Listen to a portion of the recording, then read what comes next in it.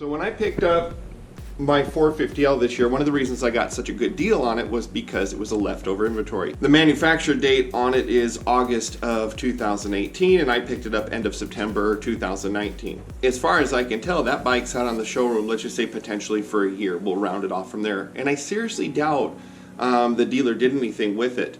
Now, if you look inside a Honda's manual, they tell you that if the battery is going to be left for storage, that it should be topped off occasionally.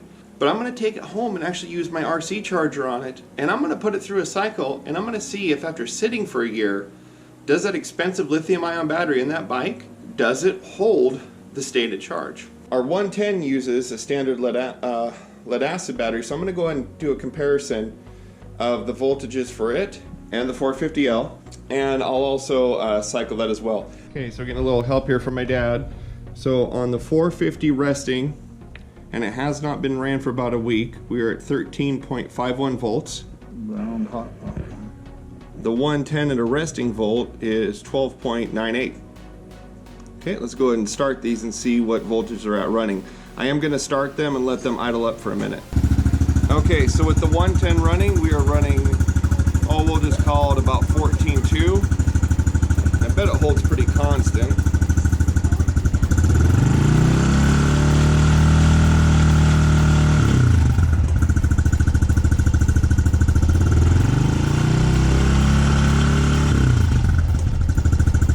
See the volts applied go up a little bit and then settle back down. Okay, with the 450L running, we are at 14.2, and we're going to rev it a little.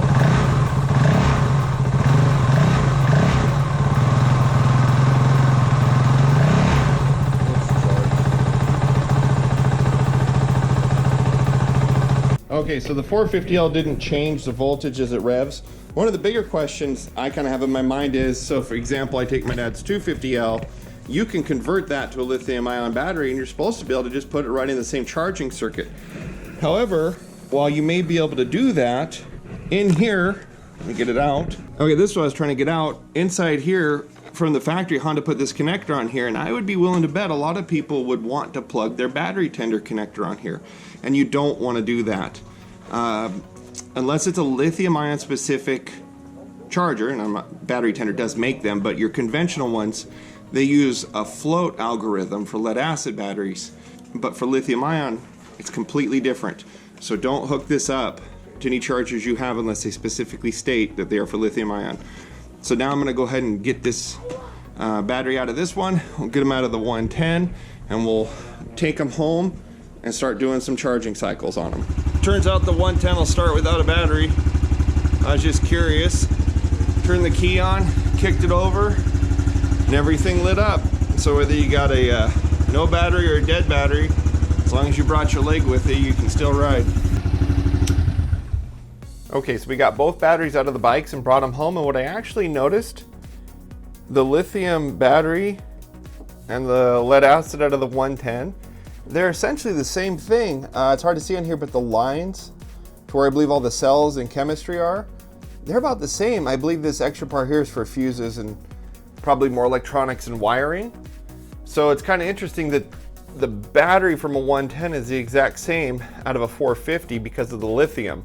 All right, so I grabbed the kitchen scale. We'll weigh these out. Okay, so the lead acid is, let's call it 3 pounds, 7 ounces. And the lithium is 2 pounds, 6 ounces. So I think, you know, just doing some quick math in my head, that's 33% lighter. Before we get too far into this, this battery is rated at 3.2 amp hours with 20-hour rating. And this one's rated at 4.5 amp hours for 20 hours. Now, that does not mean that you can run those amp hours for that long a period of time. What you actually do is you take the amp rating, divided it by the hours.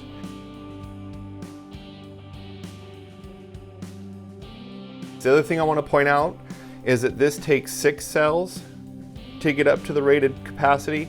This is 4 cells. This isn't a lithium-ion battery such that you see in your phone, and it is also not a lithium polymer battery or a LiPo that you see used in RC cars. Both of those hold higher voltages, but they are more prone to fires and problems if they're overcharged, if they're punctured or damaged. Lithium iron or LiFePO4 or however they pronounce it, these pretty much don't explode with punctures. They are much more tolerable at extreme discharge or extreme overcharges, and it's really the overcharge, which is why you can get away with putting one of these inside of a circuit that was designed actually for lead acid battery. That really worked out the way the chemistry came together. Now different brands, this is the brand that Honda used. Different brands may put the packs together in a different way, but this is a Life lithium ion battery. And what I did is I drained both of them down and already charged them up on this charger. And the reason I thought that was important is instead of doing it right off of the bikes, these batteries have been both charged to 100% capacity on that charger. Now one downside to this charger, I can only get it to go about 0.8 amps of a discharge per battery at the same time. Now where that really benefits a lead acid is the higher rate that you discharge a lead acid battery, the less capacity it has because the voltage drop off so much faster. So that's actually a beneficial factor for this. For the lithium, it's not as big a deal. It'll help it a little bit, but not as much as it helps the lead acid. So this is going to take a little bit to get these down. Okay, so we got those started. One thing I will say again about this charger again is it's not going to get the discharge current where I want. So if we watch right here on the green graph, it's going to show how many amps it's pulling, and they're both going to come close to the same spot. If you look at the lead acid here in just a second, we're going to drop below 13 volts, and there we go. So the lead acid is down into the 12 volts now. You can see the graph dropping. The lithium battery is holding higher voltage. So at this point, I'm going to let these go. I can hear the charger kind of heating up with its fan. I'm going to let this run till they're done, and then we'll come back and compare what the discharge cycles look like for both these batteries. Okay, so after 3 hours and 53 minutes, the lead acid battery is done. So I was surprised though, we got 3.2 amp hours out of that battery. We got the rated amount out. When we got the 110, it was pretty much fresh out of the crate. We got it right away, so this battery, unless it was sitting at Honda's production facility for a while, it was pretty brand new. So looking at that number here, I'm happy with it. We run the bike about twice a week on average, and so the battery's been hanging in there good with us. So the lithium battery's a little bit higher than it right now, and we're at 11.33 volts. I don't think we're going to get another amp hour out of it, and so maybe it's due to the age of it. I know if I were to drop it down a little bit lower than 11 volts, I could squeeze a little bit out, but it's going to be on the tail end dropping of its curve. So we're going to check in here in just a bit when the lithium's done, and we'll see how big a gap they were. But my bet is the lithium's not going to hit the rated amount. Okay, so I accidentally hit stop on here so that it wasn't continuing counting time, and I lost the graph for the lead acid battery, but it's okay. We knew it was at 3200. The lithium battery is done, dropped down to the 11 volt target. Right now it's sitting at 10.6, and it only had 3.5 amp hours. So the lithium battery does not have the rated charge, whether that's because it's a year old, or maybe it never would have brand new. I don't know. On average, a LiFeCell loses 3% of its charge per month. So if it's sat for a year, that's 36% of its charge. And actually, for lithium-based batteries, if they're going to sit unused, it's best to actually drop them to 60 to 70% of their rated capacity. And a lot of chargers have a storage mode, and that's where they'll put them. Whether or not this is how good the battery would be brand new, or whether or not it's downgraded some at 3.5 amps, we'll never really know. But the conclusion we can draw thus far is that the battery, size for size, almost had the same capacity as the lead acid, albeit at a 30% lighter weight. So the next step on here, if you're curious, is to charge these back up and see how much of a charge they hold compared to how much came out of them. Sometimes that can vary too, depending on the battery quality. Okay, so I got everything done, and I am sick of this project, I'm sorry to say on here. When I drained the lithium battery below 3 volts per cell, my chargers weren't charging it very fast because I wasn't balance charging it. So with the thought these are RC chargers, they wanted to be balancing and monitoring each of the 4 individual cells. And on my Hyperion, the one I like the most, it wouldn't even charge the battery because it was below 12 volts. So what I actually had to do was tell it that it was a lead acid battery and let that run until it passed 12 volts.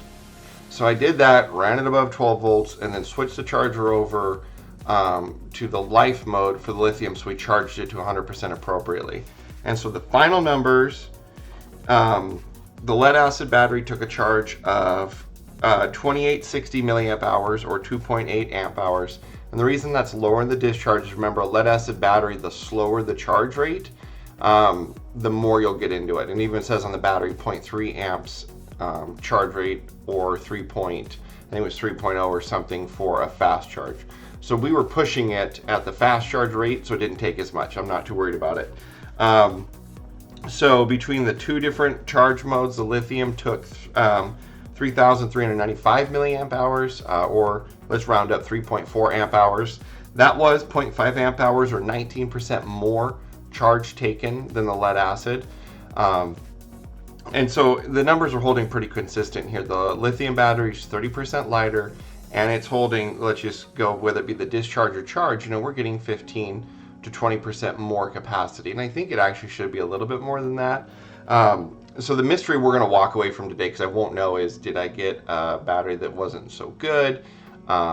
What is it like this with all of them? I really don't know, and I'm not too concerned about it, to be honest with you. When I start that bike, you're turning the fuel pump over and it's turning an LED headlight on.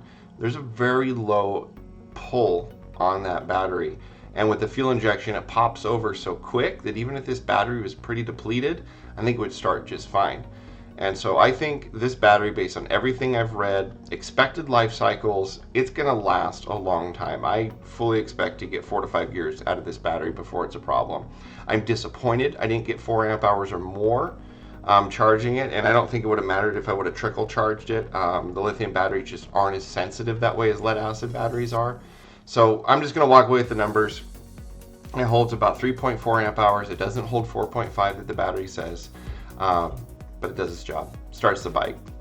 So if you stuck around the video this long, I appreciate it. I admit I got kind of frustrated doing this. I had way more snags than I thought, and so I want to say I learned something doing this, but I don't know that I actually learned very much. I think I think the two things I learned is, for a life battery, I can't charge one below 12 volts without a balance charger. And I learned that the lithium wasn't as good as expected, but this took a really long time to learn those two things. But I think that's how it goes. And with it being cold outside, this is the right time of year to learn it. So, all right. Hopefully this was worthwhile. If you guys have better battery knowledge than myself, feel free to make comments below, and maybe we all can learn something here. All right. Thanks for watching. Have a good one. Bye.